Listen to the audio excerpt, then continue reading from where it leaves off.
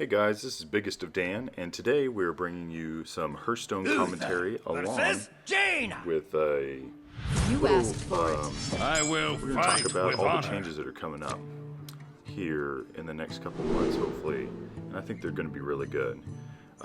Today we're playing the MurlocaDan deck that features Wicker Flame. I just crafted him just a few minutes ago, so I'm excited to use him, as well as Finja, the flying ninja Murloc. I don't think I actually got to play with him in any of these games, but it definitely seems like a really cool card to play. I'm excited. And so let's comment a little bit on this game before we talk about some of the changes that are coming up. Okay, so I think we're just going to pass here. Since I did record this and then I played the game, what I would have done was coined out Doomsayer. I should have done that. Just in anticipation of that mana getting bigger with the spells that they were going to play. But I went ahead and played it on turn 2, which is fine. The end is But coming! if you want to know my opinion on what to play there, I should have played coined out Doomsayer. So we'll see what he does. Yep, Frostbolt. So now I'm playing more. I knew it! More reactively than Speak to I me. would have liked to, but this is a fine turn 3 play. Acolyte. It's just probably gonna draw me one card and that's it. But so while we're playing through that a little bit, let me talk about a few things with the Year of the Mammoth. I serve the Fire Lord. Year of the Mammoth. So the first few things we have to talk about is going to be 6 cards from Classic are being moved to Wild only. Those 6 cards are Azure Drake, Sylvanas Windrunner, the legendary, Ragnaros, the Fire Lord, also another legendary, and then the class cards Power Overwhelming, Ice Lance, and Conceal from Warlock, Mage, and the Rogue classes. And so I think that it's going to bring more variety to Standard. Especially with Azure Drake, it's been the go-to 5-cost for a long time, and it's something that almost every deck you play, no matter if it's, well, especially if it's mid-range or control, you're going to best mind drops in the game. It's not seen as much in aggro, but still it's a very, very widely used card, and I think the reason with them switching to Wild is they just want to see more variety in the deck lists. Sylvanas Windrunner. Tonight, That's one a of the tale of wonder most and magic. most popular played You want to By cast the a holy legendaries in the game, especially for control classes. The Death Rattle is one of the best in the game. If it goes off and it takes, one of their best minions, I mean, it's like it can win a game by itself. So I think they're just gonna say bye to Sylvanas right now. justice! At least for Standard. In Wild, she's great. So I play a lot of Wild. I think it's a lot of fun. I include her in almost all of my control decks, especially. Same thing with Ragnaros. So the problem with Ragnaros is he's the best 8 mana cost minion in the game, and so you always have to look at deck building and say, well, do I want to put this 8 mana cost card in my deck, or do I want to put Ragnaros better than Ragnaros? And the answer is generally no. Or if you're playing a control game, you can include a few legendaries. Like if I was playing Control Paladin, I'm going to put Ragnaros in there. I'm going to put Tyrion, Light Lord, as well as Tyrion and then Ragnaros, the Light Lord as well. So it's a great 8 mana cost card, but they're Power Overwhelming. By the holy It has a lot of burst. They're trying to get out of the burst scene with some of the aggro decks that are being played. Ice Lance. Freeze Mage has been a deck that's been around since the beginning, and so again, they wanted to have a little bit of variety with the deck building choices. And Freeze Mage will still be there. You just played him Wild instead.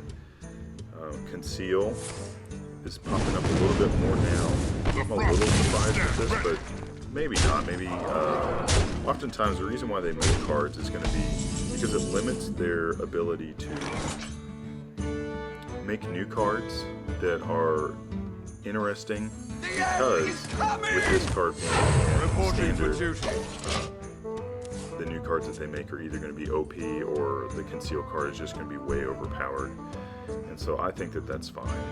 Again, I play Wild, so a lot of these cards I already include in every one of my decks. I'm playing Warlock, I have Power Overwhelming in there. If I'm playing Mage, not necessarily just an auto link, but especially if you're playing Freeze Mage, you're going to put it in there.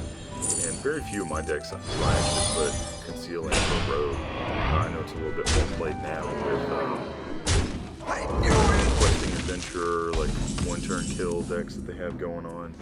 So, something that I think is fine. Put your faith in the light.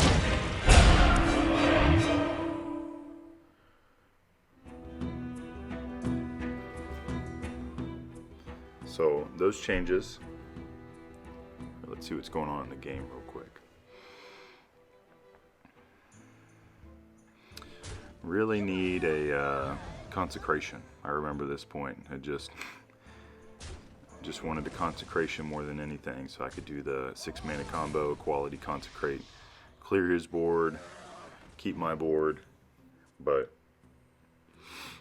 Mind if I roll need? I don't know if I drew it this turn or the next turn, but okay, a few other things that are going on.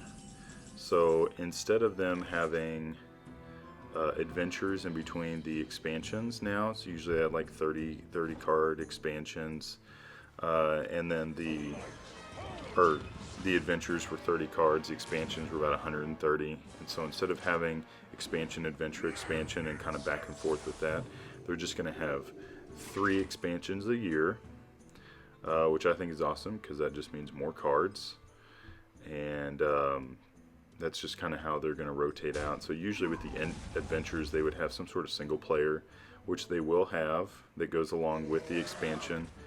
You're not going to get cards from it, to my knowledge, but you are going to get a lot more variety in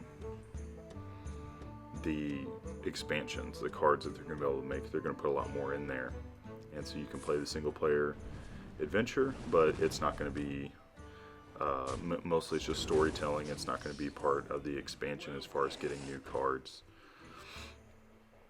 And another thing, let me go back real quick to the cards. So generally whenever they make a big change like that, for, you know, if they change the text on a card, if they nerf a card, if they move the card around, you know, they have these 6 cards that are moving from standard to wild. Normally what they would do is they would let you dust the card for the full value of what you crafted it for.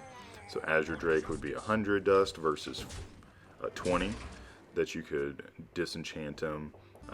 If you're going to disenchant them, I wouldn't do that, because what they're going to do is, instead of doing that, they want people to play wild. And the best way to do that is for you not to disenchant these really powerful cards in wild. And so they're going to let you keep the card if you have a non-golden Sylvanas. They're going to let you keep the card, and then they're going to give you 1600 dust. If you have a golden and a non-golden version, you're going to get 3200 dust, which I think is a really good way that Blizzard has gone about making these changes, because they know that people love playing these cards, but don't want to cause an uproar. And so when they make changes like this, generally they're going to be very generous with it. I remember over the summer, whenever one of the expansions came out, or actually it was Mean Streets of Gadgets in, and there was about a 30% higher chance that you were going to get the tri-class cards. And when they realized that, what they did was they gave you 30% more packs than what you paid for it. So if you bought 100 packs, you got 33 more packs to open up, since there was just a outrageously higher chance for you to open up these cards. And so they always try to take care of their gamers, and that's something I really appreciate in the changes that they're making here. So I think that giving the dust along with keeping your cards is a great way to do that. You can disenchant your cards if you don't want to play them, and then, you know, for a non-golden legendary, instead of 1600 dust, along with keeping the cards, you get 2000 if you want to use that to make something else. So just a great way, I think, of going about that. And so there's an article on Reddit that shows you the math behind, should you keep the card, should you disenchant the card, should you craft golden ones so that you can disenchant them later. And basically the answer is no, you don't want to do that unless you really just do not ever want to play these cards again. Basically, you're not coming out ahead by trying to craft cards and then disenchant them once a new expansion comes out. I think that overall there's a 10 or 20 dust profit to be made on it, but you also have to have the dust in order to make that 20 dust profit. In my opinion, that's not worth it, so I just wouldn't even worry about it. To me, that's not the way to go.